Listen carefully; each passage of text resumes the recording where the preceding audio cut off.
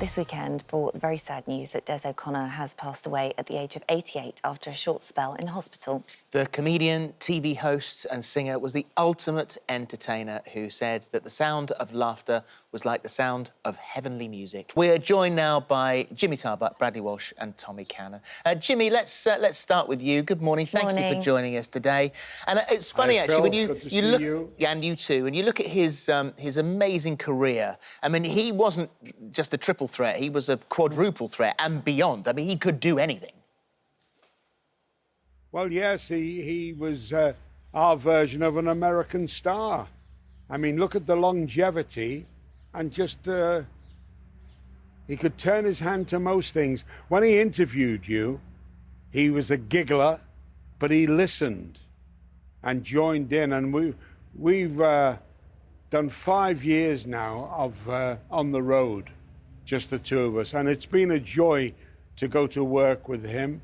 He was very frail at times, but he was just great. And we'd walk in and he'd say, "Do you fancy a bourbon?" I'd say, "Yeah." And should we go and have a chat to them? I'd say, "Yeah, let's get on there."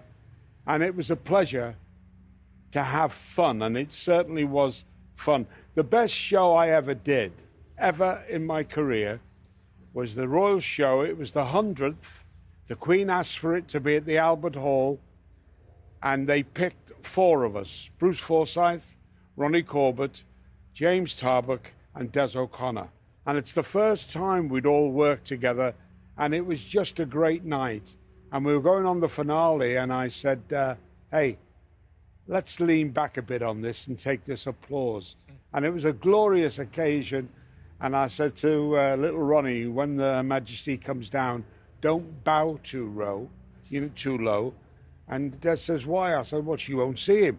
Well, we laughed at that. That was always the gag with us. He was a great guy, you know, just a nice man. A really nice man, and a man who made so many people laugh, but also wasn't afraid to have a laugh at himself as well.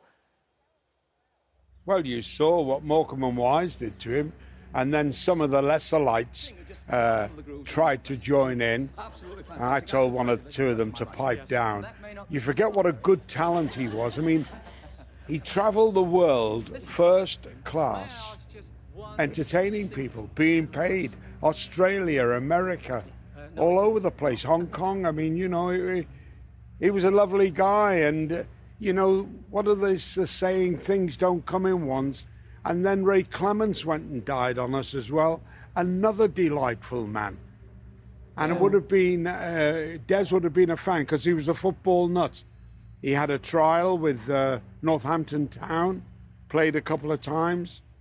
And, you know, we'd talk football, racing. He loved sport, but he loved having a giggle. And, you know, at the end of the show, he said, you know, you fancy something of that? And, you know, you'd say, "No, not now." And then you'd go and have a bite to eat. He's be terribly missed because he spread. His talent spread with young folk and some of the older folk, of which I'm one. It was a joy to work with. I bet. And you're I pay him that compliment. I mean, many have worked with him. And Bradley, you had a special relationship with him as well, and he used to call you his showbiz son.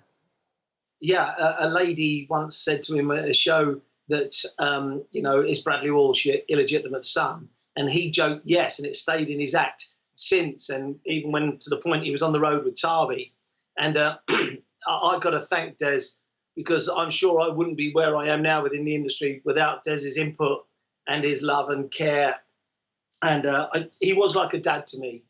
And he's a sad loss. He's a giant. Strange enough, Tarby may not remember this, but I was actually in the dressing room, sharing the dressing room with Tarby, Bruce, Ronnie and Des at that centenary Albert Hall in the dressing room. And it was like listening to the boys tell the stories of the old days. It's like sitting in a room with giants. And that's what Des was and still will remain. And a lot of people forget this. His show was groundbreaking at the time simply because a lot of young comics that would come into the new wave and everything, that was the first time they were ever going to see Jay Leno, Dave Letterman, Billy Crystal, Robin Williams all those people on British television, because there was no YouTube back in those days. And consequently, you could see those big American stars on Des's show. And Des rang me before my first ever Royal Variety to give me advice. He always did that. I probably did his show about 6 or 7 times. And once you did his show once, you were guaranteed a path for other gigs, because to have a slot on the Des O'Connor show, Des O'Connor Tonight, or Wednesday at 8, whatever that title was, you were guaranteed that everyone the following morning would know who you were. So for sorely missed. I mean, such a legend. Strangely enough, that clip there of Shirley Bassey and Des and Tom, what's interesting about that is I was offered the gig on Des O'Connor show and Shirley was top of the bill. And my management at the time, Barry Clayman Concerts, they said to me, look, if Shirley likes you, you can go on tour with Shirley. And Shirley liked what I did. So I went on the tour with Shirley, which meant I did 5 nights at the Albert Hall at the end of the tour. And the boss of the Royal Variety, John K. Cooper, was in on that run, and he gave me the job on the Royal Variety. Wow. At which I worked on it with Tarby again. How are you, JT? You all right? Yes, thank you. Thank you, young man.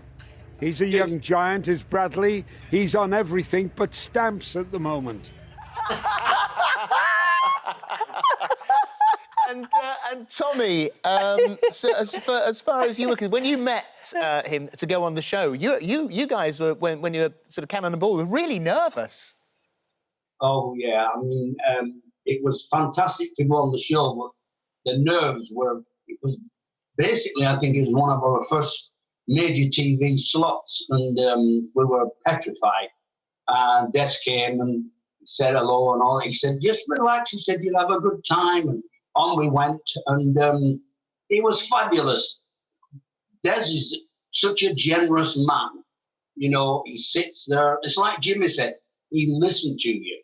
He allowed you to do what he knew you did best. And that was what I call being very, very generous. He was an absolute megastar. He really was. Des once said a lovely thing. He said that if it ever became work, he'd pack it in. He says he's never done a day's work in his life. And I imagine for the 3 of you, actually, that's how you see it. And Tommy, he just loved his job, didn't he? He loved it. Oh, yeah. I mean, I'll never forget that Hurricane Ernest sketch when he said he got the record at Boots. And it was just incredible. If you look at that sketch and you see Des just in the background, you can see Des really, really enjoying what was going on. You know, when you say, oh, they were taking the mickey out of him, in a way they were, but he accepted it. And that's what you call being generous. And I can't tell you what a lovely lad he was. Well, I mean, it's always a gift, a lucky gift to be able to laugh at yourself, an important gift to be able to laugh at yourself. But also, it has been said that on those Morecambe and Wise sketches, when they were giving him a hard time, that he'd written a lot of that stuff and given it to them, or suggested how they could do it. So he was helping. Yes. That may not be too long, Eric. He knew. He knew how. He would encourage you to do them. Say again, Jimmy? You know, well, the generosity comes when you work with someone like that. You know, they hand it to you. I mean, a more generous man than Tommy Cannon. I mean, Hilda Baker speaks miles about him, what a generous man he was. Jimmy, you spoke to him, I think, was it really just only 10 days ago? And what did he say? How was he? Well, I spoke to him at home before he'd had the fall. And as I say, we've been on tour. And I said, let's give the Palladium one more go. Because the Palladium is the biggest star than anybody you want to mention. The theatre. And they did a thing, the famous wall. The Wall of Fame, and very lucky if you're on it. And we said, yeah. He said, that excites me. And he was a bit frail. And unfortunately, it didn't happen because he wasn't well. But by crikey, he was a lovely guy. And as Tom has just said, the most generous, generous men. He's like Seacombe. All the ones you love, the audience loved him. And if you get that from an audience, you're a lucky person. God bless him. I mean, he'll have them roaring, laughing up there in heaven. And as usual, he won't buy a drink. Gentlemen, what a pleasure to see you all lined up there. I know. I don't want to say goodbye. It's lovely. Thank you, all Thank you for three your of you. time. Thank you very much. Take care. Lots of love.